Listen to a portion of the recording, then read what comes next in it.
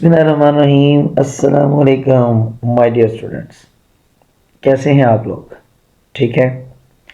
My name is Usman Hamid and I am your chemistry teacher and welcome to my YouTube channel. आज हम लोग इस lecture के अंदर अपने प्रीवियस लेक्चर को कनेक्ट करने जा रहे हैं। कुछ याद है आपको? लास्ट टाइम हमारा लेक्चर नंबर 3 था। उस लेक्चर के अंदर मैंने फंक्शनल ग्रुप के तकरीबन हर पॉसिबल एस्पेक्ट को आपके सामने डेल्यूट किया, जिसकी हर पॉसिबिलिटी जो पेपर में बन सकती है, बनने के चांस हैं एमसीक्यूज की सूरत में, वो हमने इन डिटेल सारे के सारे एस्पेक्ट जो हैं वो कल वाले लेक्चर के अंदर डिस्कस किए थे, जो कि लेक्चर नंबर 3 पार्ट 1 था। आज हम लोग लेक्चर नंबर 3 के पार्ट 2 पर जा रहे हैं, क्योंकि मैंने आपसे प्रॉमिस किया हुआ है कि हम लोग हर टॉपिक के रेलिवेंट जो एमसीक्यूज मटेरियल है या एमसीक्यूज डाटा है उसको डेफिनेटली आप लोगों के साथ साथों साथ शेयर करना है। ये एमसीक्यूज आप एक साइट पर सेव करते चले जाएं और जब हम लोग चैप्टर के एंड पर दोबारा से सारे के सारे चैप्टर को रिव्यू करेंगे थ्रू एमसीक्यूज, तो हमारा प्रैक्टिस या हमारा डाटा जो है वो कंपैरेटिवली ज़्यादा हो जाएगा। तो डिले नहीं करते हैं, इस लेक्चर 3 के पार्ट 2 को फ़ौरन इमीडिएटली यहाँ पर स्टार्ट करते हैं। तो अगर कल वाले लेक्चर को,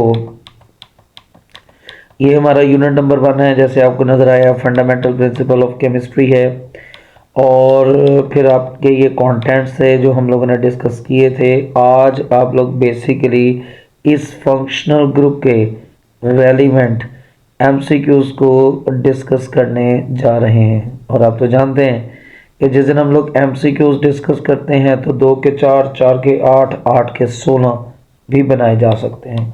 तो आज कुछ ऐसा ही दोबारा से होने जा रहा है। लेक्चर 3 आप लोगों के पास ये फंक्शनल ग्रुप की सारी डिटेलिंग जो हम लोगों ने अपने प्रीवियस लेक्चर में की थी वो आपके सामने आपकी स्क्रीन पे नज़र आ रही है। इसमें वो सारे के सारे पॉइंट हमने जो पढ़े थे वो मैं आपको शो कर रहा हूँ। अब हम लोग इसके एमसीक्यूज की तरफ मूव करने लगे हैं, तो स्टार्ट करते हैं फर्स्ट एमसीक्यू से। In which one of the following the hybridization of all atom does not remain same। ये हमारे पास MCQs है इस सेंस में। अगर आप लोग पास्ट एग्जाम्स को थोड़ा सा देखो तो उसमें इससे रेलिवेंट MCQs जो है ना वो पेपर के अंदर आए हुए हैं कि किसके अंदर हाइब्रिडाइजेशन सेम है, डिफरेंट है, या हाइब्रिडाइजेशन क्या है, और इसी से ही हम लोग यहाँ पर मल्टीप्लिसिटी बनाएंगे इन एमसीक्यूज़ की। ट्रिकी एमसीक्यूज़ में से किसी हद तक आप कह सकते हो कि ये आपके पास थोड़ा सा इसका इनिशियल स्टेजेस पर बनने वाला एक सवाल है। हमने देखना है कि ये जो नीचे गिवन ऑप्शंस में फंक्शनल ग्रुप्स पाए जाते हैं, इन फंक्शनल ग्रुप्स के अंदर किस फंक्शनल ग्रुप में तमाम एटम्स की जो हाइब्रिडाइजेशन है वो सेम रहती है या सेम नहीं रहती है।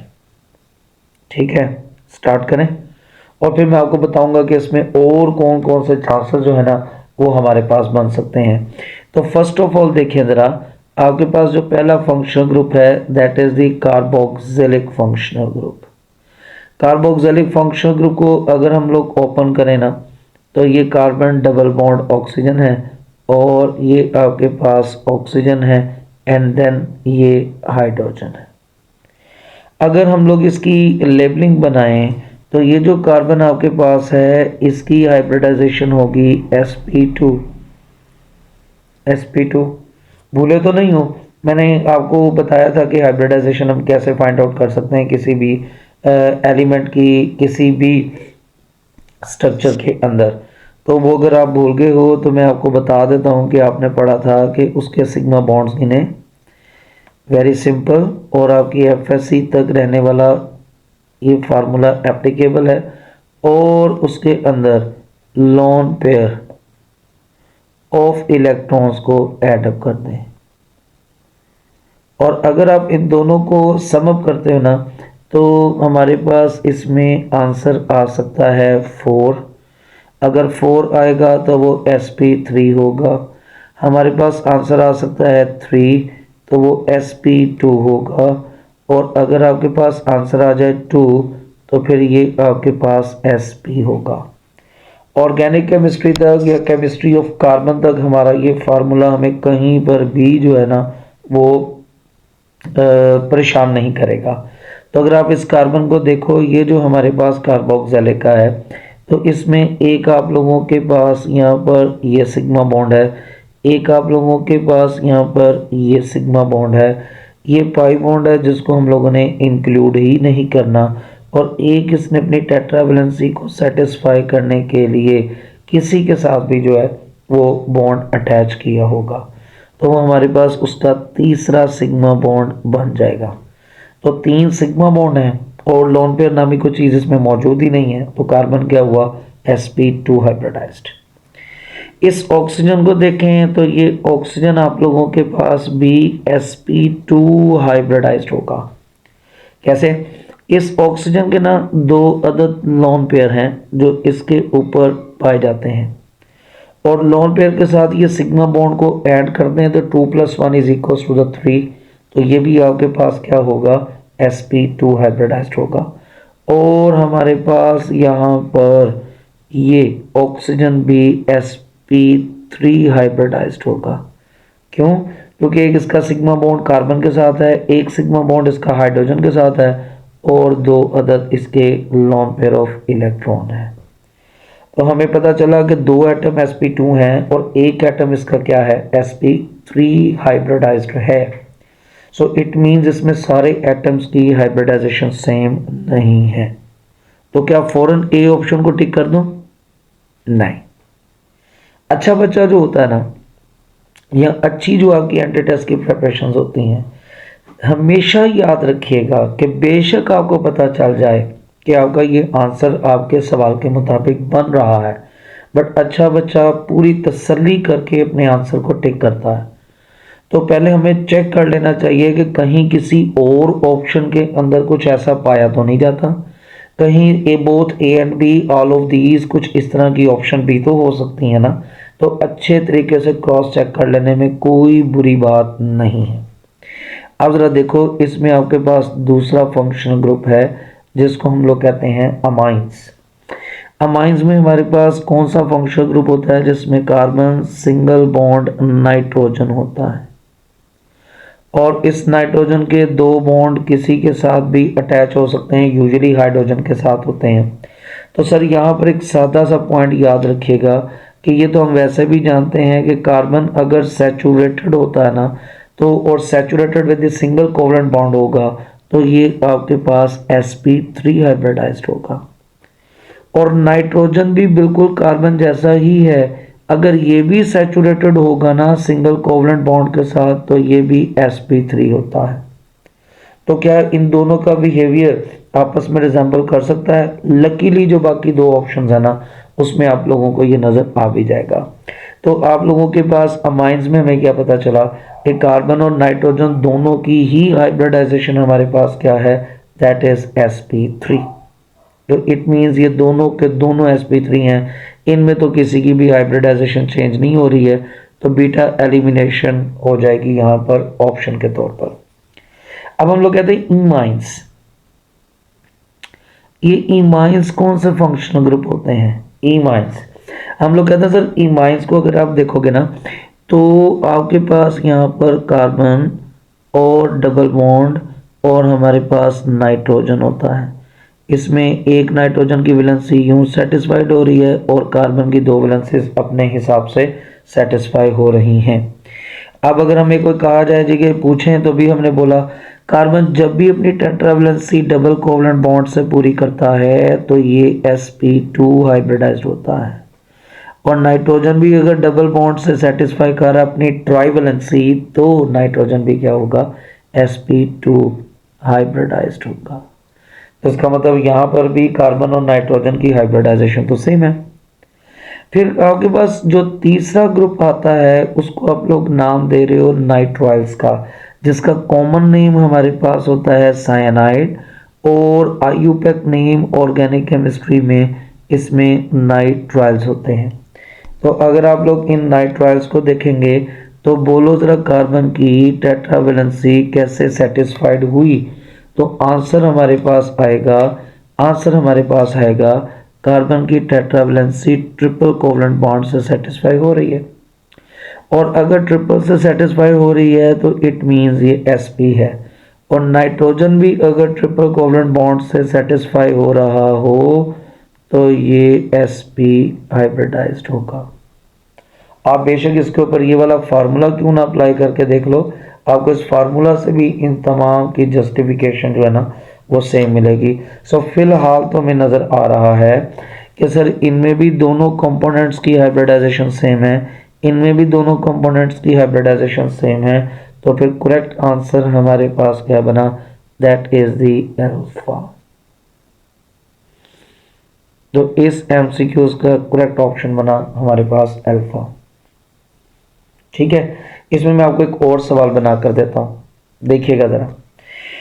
अगर मैं आपको पेपर में क्वेश्चन बना कर दूं कि बताएं इनमें से कौन सा फंक्शनल ग्रुप होगा जिसमें तमाम एटम्स की जो हाइब्रिडाइजेशन है वो हमारे पास एक दूसरे से डिफरेंट हो जाएगी।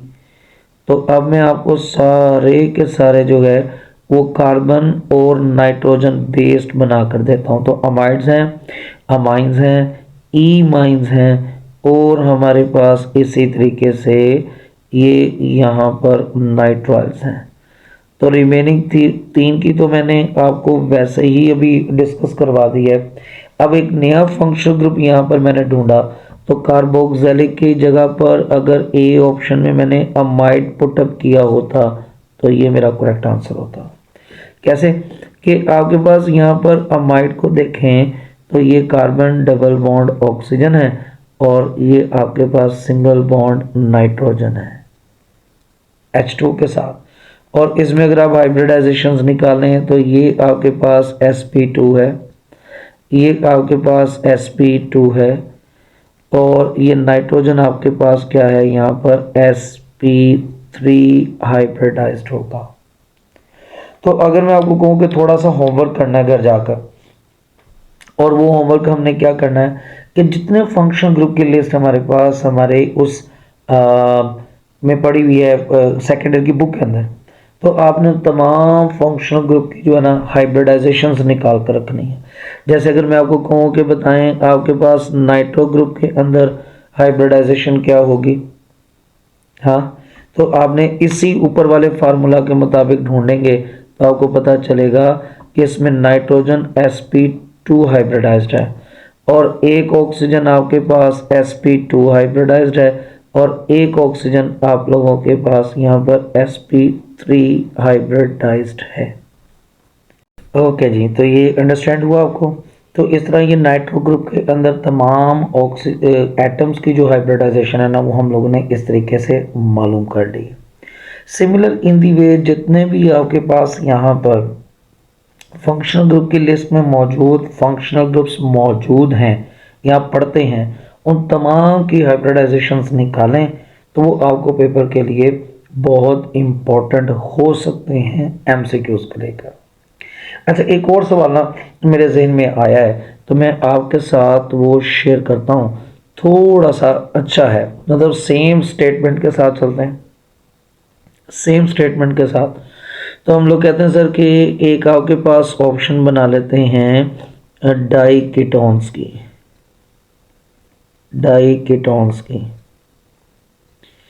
ठीक है, और एक आपके पास ऑप्शन बना लेते हैं इसी तरीके से एस्टर्स की, एक आपके पास ऑप्शन बना लेते हैं ऑर्गेनिक पर ऑक्साइड्स की ऑर्गेनिक पर ऑक्साइड्स की, और एक आपके पास ऑप्शन हम लोग बना लेते हैं यहाँ पर डेल्टा में, that is both A and C. Okay, and statement आपके पास यहाँ पर सेम एज इट इज है। ये बताएं इन चारों में से वो कौन सा फंक्शन ग्रुप है जिसमें ऑक्सीजन एटम की जो ऑक्सीडेशन स्टेट है ना, वो सॉरी ऑक्सीडेशन स्टेट नहीं, ऑक्सीजन एटम की जो स्टेट ऑफ हाइब्रिडाइजेशन है वो हमारे पास सेम है।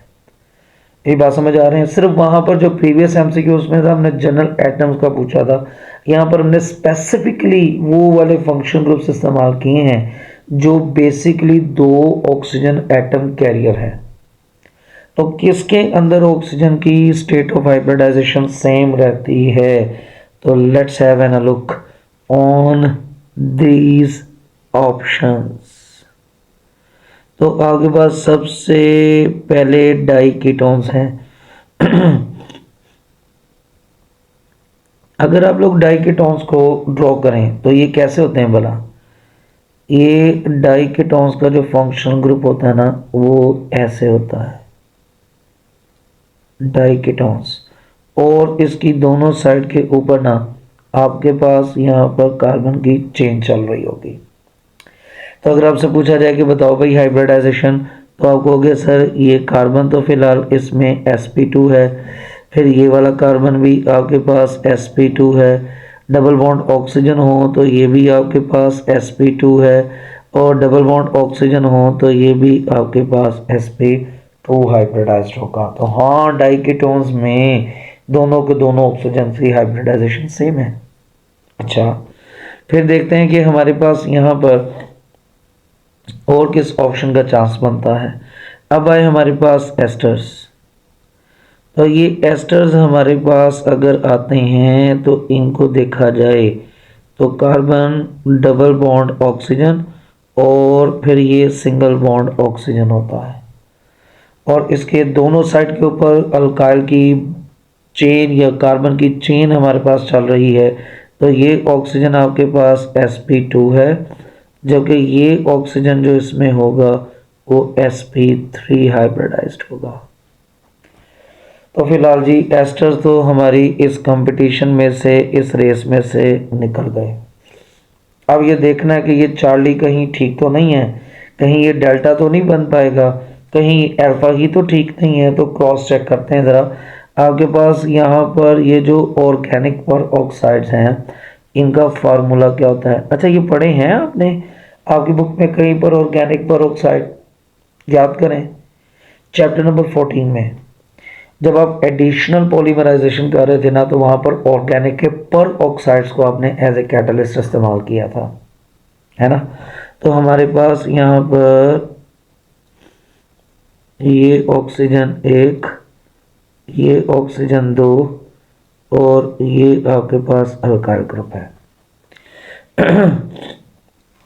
और अगर हम लोग हाइब्रिडाइजेशन निकालें तो ये आपके पास sp3 है और ये वाला ऑक्सीजन भी sp3 है। तो इसका मतलब है डाइकीटोन, एस्टर्स और ऑर्गेनिक पर ऑक्साइड्स में से आप लोगों के पास ये जो डेल्टा ऑप्शन है ना, डेल्टा ऑप्शन, ये आप लोगों के पास यहाँ पर हमारा करेक्ट आंसर होगा।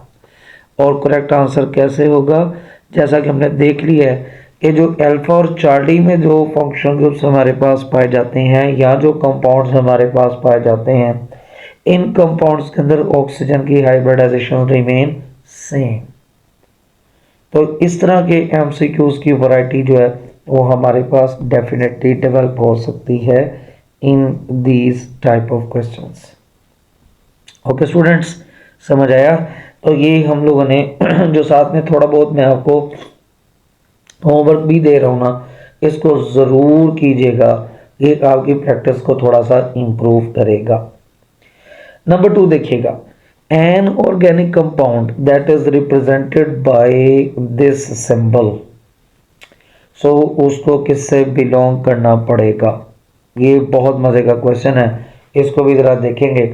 और आपके पास मैं आपको ये बात बताऊं, इस जो सेकंड एमसीक्यूज है ना, ये वाला, इसमें ना आपके पास अगेन बहुत वेरिएशंस है, बहुत वैरायटी है। इसमें आप लगे रहें तो हमारे पास हर फंक्शनल ग्रुप की 2-2 3-3 इस तरह की रिप्रेजेंटेशन जो है ना वो डेवलप हो जाती हैं।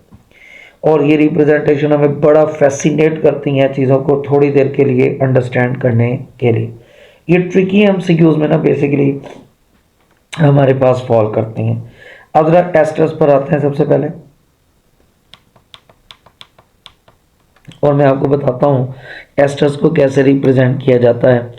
एस्टर्स को रिप्रेजेंट किया जाता है आपके पास R C double bond oxygen oxygen और ये आपके पास आर। अगर मैं इसकी एक कंडेंस फॉर्म आपको बना कर दूं तो ये बनेगा दैट इज R2 और CO2।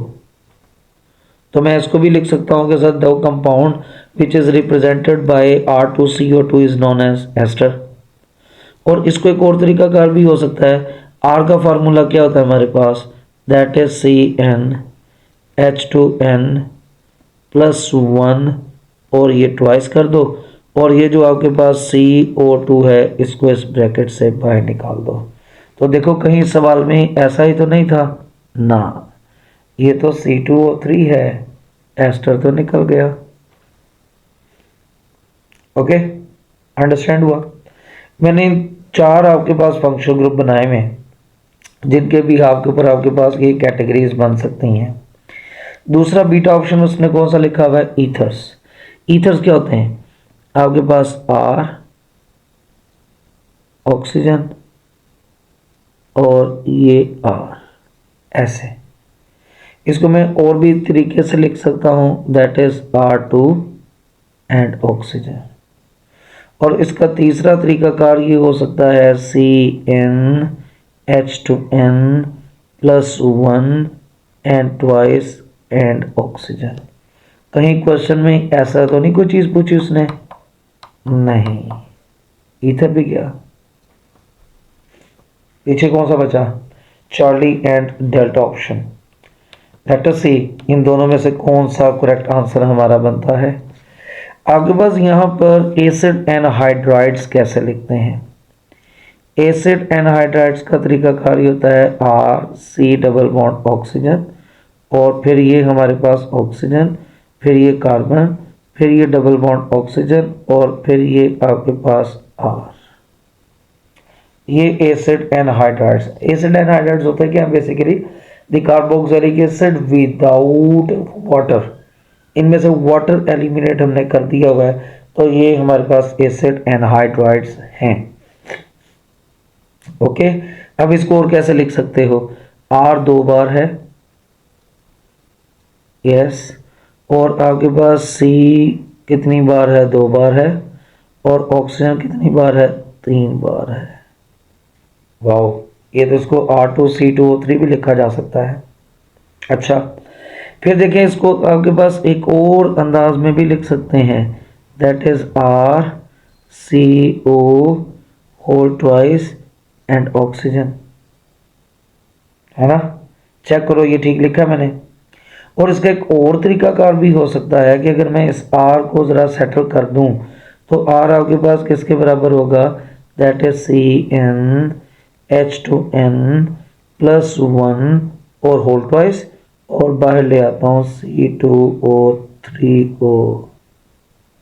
अच्छा, तो इसका मतलब है कि इस MCQs के अंदर ये जो उसने यहाँ पर ट्रिक यूज़ किया है ये बेसिकली एसिड एनहाइड्राइड्स के लिए है। So the correct answer will be Charlie. Okay, point समझ आया आपको। लेकिन जाते जाते हम ये जो आखिरी है ऑर्गेनिक पर ऑक्साइड, इसको भी देखते चले जाएं ताकि ये रह ना जाए हमारे पास। ऑर्गेनिक पर ऑक्साइड अभी मैंने थोड़ी देर पहले आप लोगों के लिए बनाए थे। ये ऑर्गेनिक पर ऑक्साइड आपके सामने लिखे हुए हैं, तो इनको हम लोग लिख सकते हैं, that is R2 and O2। Agree. अगर ऐसे नहीं लिखना तो RO होल ट्वाइस, ऐसे नहीं लिखना अगर आप लोगों ने, तो इस R की जगह पर आ जाएगा that is CnH2n +1 whole twice और बाहर आ जाएगा O2। तो इट मीन्स कि ये जो सवाल के अंदर आपके पास यहाँ पर जो फार्मूलेशन उसने डेवलप की है उसके मुताबिक इसका करेक्ट आंसर कौन सा बनेगा, दैट इज दी चार्ली। लेकिन इस चार्ली को सॉल्व करते हुए क्या आप लोगों ने नोटिस किया कि हम लोगों ने क्या कुछ सीखा है यहाँ पर जी? तो कुछ नोटिस किया हम लोगों ने, हमने ये नोटिस किया कि हमारे पास ये जो दूसरा एमसीक्यूज है ना, इससे भी हमारे पास tricky MCQs of anti test को डील किया जा सकता है कि हमारे पास फंक्शनल ग्रुप्स की हम डिफरेंट नोटेशंस बना सकते हैं, डिफरेंट जनरल रिप्रेजेंटेशंस बना सकते हैं और उस जनरल रिप्रेजेंटेशन से हमें ये डिटेक्ट करना है कि ये फंक्शनल ग्रुप बेसिकली किस फैमिली के साथ, किस क्लास के साथ बिलोंग करता है। ठीक है, तो इसमें आपके पास पूरी की पूरी जो सीरीज है फंक्शनल ग्रुप की, आप हर एक की सिमिलर इन दी वे ये कैटेगरीज बना सकते हो।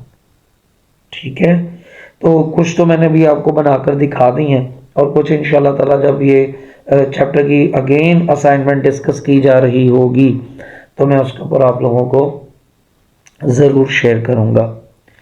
फिर आप लोगों के पास यहाँ पर नेक्स्ट देखिएगा MCQs number 3, aldol belongs to which family. अगर आपने लास्ट जो पार्ट 1 लेक्चर था उसका फंक्शनल ग्रुप का, उसमें जब मैं एग्जांपल दे रहा था कॉन्सेप्ट बेस पॉइंट के ऊपर, तो ये कैटेगरी वहाँ पर भी मैंने आपसे डील की थी।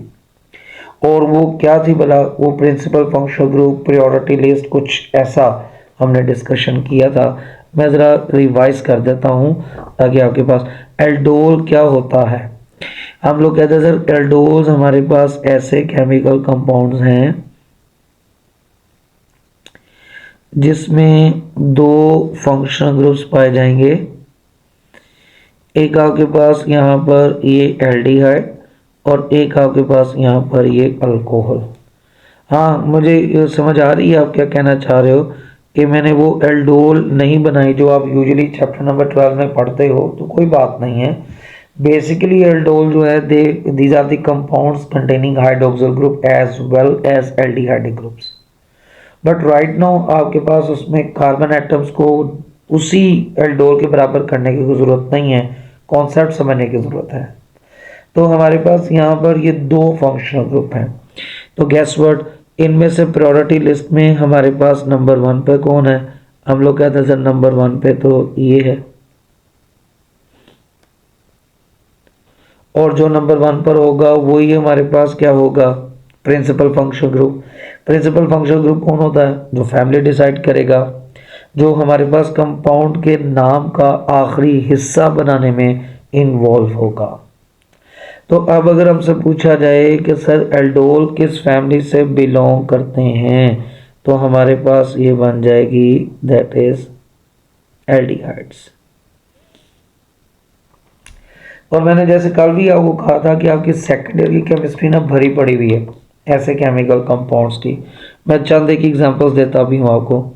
ये हम लोग कहते हैं सर कि हमारे पास अमाइनो एसिड्स होते हैं। तो बताओ अगर वो पेपर में पूछ ले कि अमाइनो एसिड्स के अंदर प्रिंसिपल फंक्शनल ग्रुप कौन सा होगा, तो आप आंसर करोगे सर डेफिनेटली कार्बोक्सिलिक ग्रुप। तो amino acids belongs to which family? Carboxylic functional group या कार्बोक्सिलिक एसिड। और भी बहुत सारी हैं, जैसे आपके पास आपने चैप्टर नंबर 8 में पढ़ा था CH2 डबल बॉन्ड, फिर आपके पास CH और फिर OH। कितने फंक्शनल ग्रुप हैं उसके अंदर? हम लोग कहते हैं सर इसके अंदर दो फंक्शनल ग्रुप हैं, एक आपके पास हाइड्रोक्सिल है और दूसरा आप लोगों के पास अल्कीन। तो प्रायोरिटी लिस्ट में पहले कौन है? हाइड्रोक्सिल ग्रुप है। इसलिए आप लोगों को याद हो तो इनको आपने कहा था ये इनोल्स होती हैं या इनोल होती हैं, तो ओल एंड पर आ रहा है। इट मीन्स कि अल्कोहल इसका प्रिंसिपल फंक्शन ग्रुप है जो इसकी फैमिली डिसाइड करेगा। Got my point? ये बात समझ आ रही है? इधर मैं जितनी मर्जी एग्जांपल्स आपकी किताब में बेशुमार चैप्टर्स में ऐसी ये डिस्कशंस हुई हुई है जहाँ पर दो दो फंक्शनल ग्रुप आ जाते हैं, लेकिन चूंकि हमारी एफएससी पढ़ते वक्त ये इंटेंशंस होती नहीं है तो ये पॉइंट हमारे से मिस हो जाते हैं। और जब हमें एंटी टेस्ट में ये डील करवाया जाता है तो हमें लगता है कि जैसे हमने कोई नई या अलग चीज़ पढ़ी है, हालांकि ये हमारी इंटरमीडिएट क्लासेस के अंदर ही ये कॉन्सेप्ट इजीली अवेलेबल भी है और डील भी किया जाना चाहिए। ओके, दी लास्ट वन, लेकिन सिलसिला यहाँ पर ख़त्म नहीं होगा। एज यू नो, इसकी भी हम मल्टीप्लिसिटी करेंगे और एज वेल एज आपके पास जब दोबारा से इस टेस्ट को डिस्कस किया जाएगा तो और इसमें कुछ पॉइंट्स बनाने की भी हम लोग कोशिश करेंगे। Chemical nature of the peptide bond, वैसे तो मेडिकल स्टूडेंट्स हैं, हमें बताने की ज़रूरत तो नहीं है कि पेप्टाइड बॉन्ड कहाँ बनते हैं और कब बनते हैं, है ना? I am right? हाँ, हमने कहा था कि सर जब दो अमाइनो एसिड्स आपस में जुड़ते हैं तो हमारे पास यहाँ पर दो अमाइनो एसिड्स के आपस में कंबाइन करने के लिए जो लिंकेज इन्वॉल्व होता है वो आपके पास कुछ ये वाला होगा, और इस लिंकेज को हम लोग बायोलॉजी में क्या नाम देते हैं? That is the peptide linkage. इसको नाम दिया जाता है पेप्टाइड लिंकेज। कौन सा वाला बोला? कुछ नजर आया आपको? ये आपके पास पेप्टाइड लिंकेज है,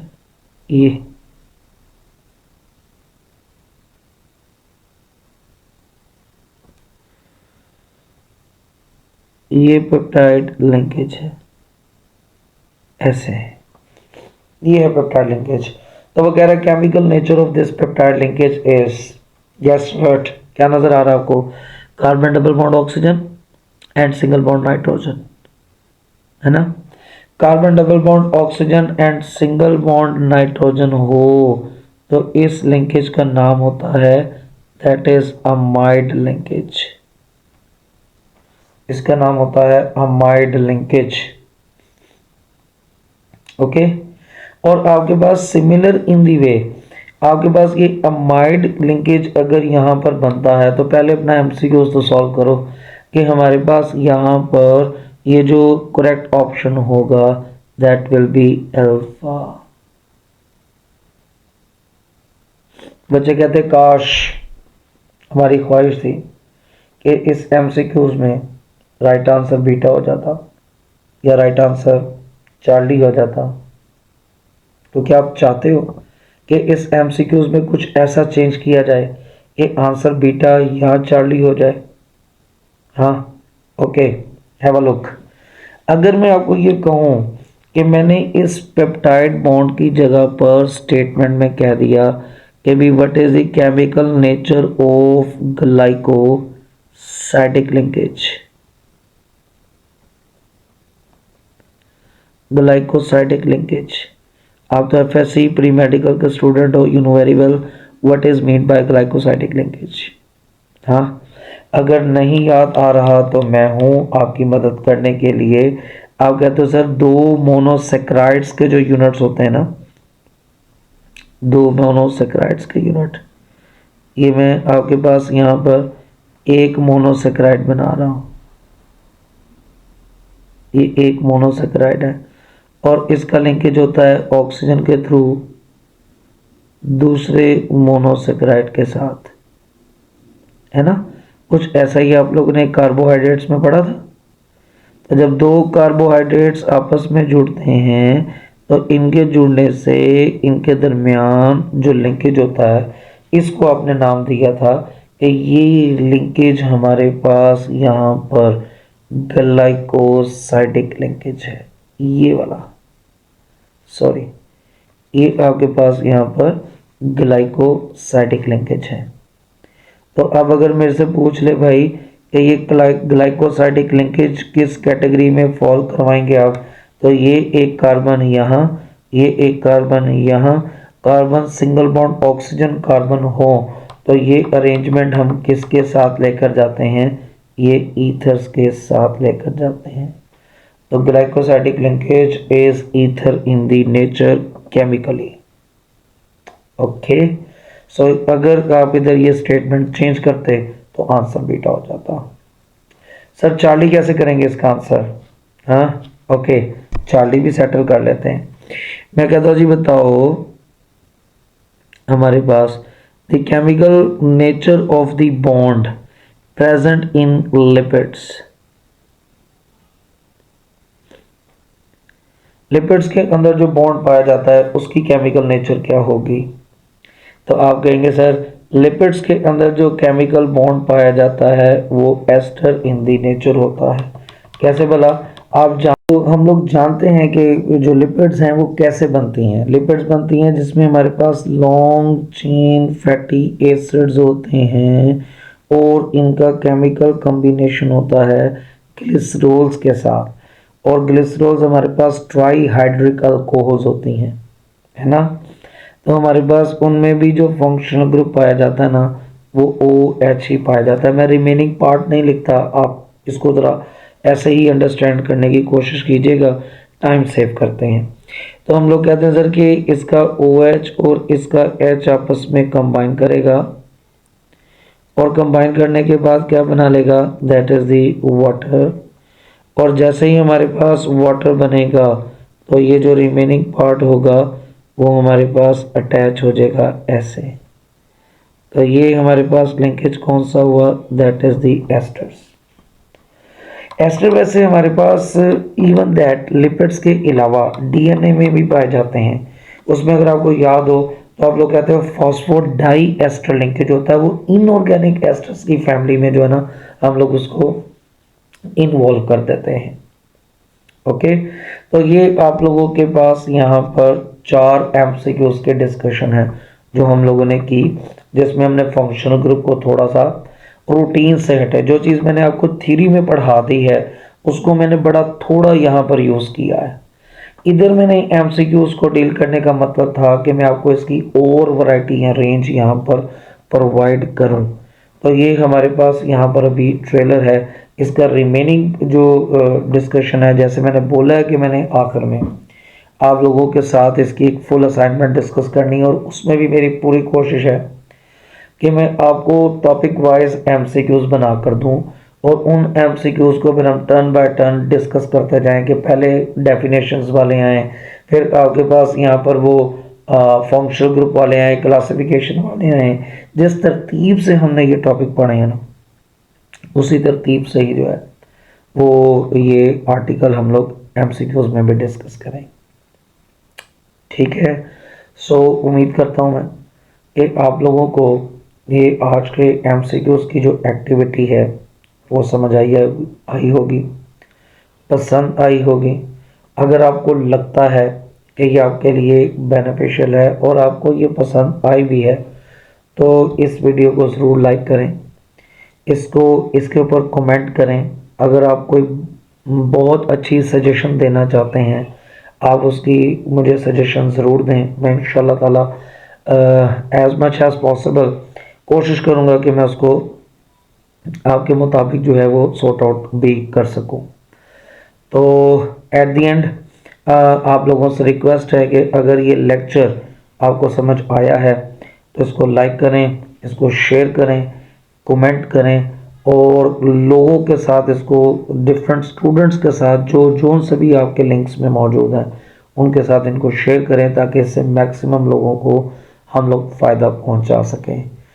और चैनल को सब्सक्राइब ज़रूर करें। दुआओं में याद रखिएगा, अपना ढेर सारा ख्याल रखिएगा। तब तक के लिए बल्कि हाँ याद आया, नेक्स्ट टॉपिक क्या पढ़ने जा रहे हैं आप? That is the lecture number 4 और वो होगा classification of the organic compound. तो अगली बार मैं आपसे मुलाकात करूँगा उस lecture number 4 classification of organic compounds में। तब तक के लिए अपना ख्याल रखिएगा। अल्लाह हाफिज़।